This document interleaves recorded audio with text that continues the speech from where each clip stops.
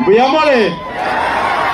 Your Excellency, asante sana kwa kufika hapa. Kwa majina ni Gisairo Engoko.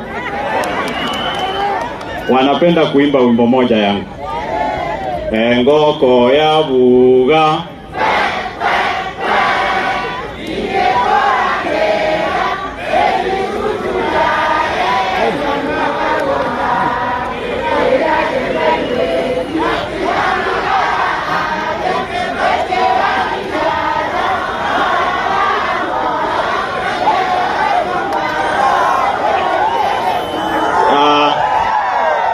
Your Excellency, hiyo ni wimbo ya kuku na ndio ilisumbua mwenzangu Mose.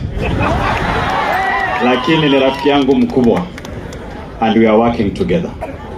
Because what we want is development for our people.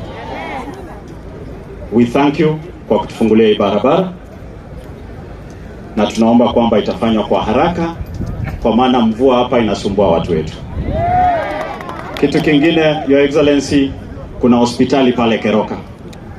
National government imeweka pesa sana na tungeomba kwamba you think about it, complete it, the next time unafika hapa you launch it. Tutashukuru sana. Jambo lingine nilikuwa nataka kuongelea, umelisema.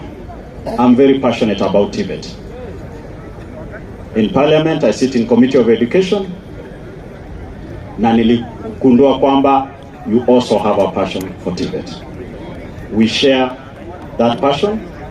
Hii ya Kitutuma Saba, nimeshukuru. Hizo computer umetupatia. CS is here. I will follow up with him to make sure it's implemented.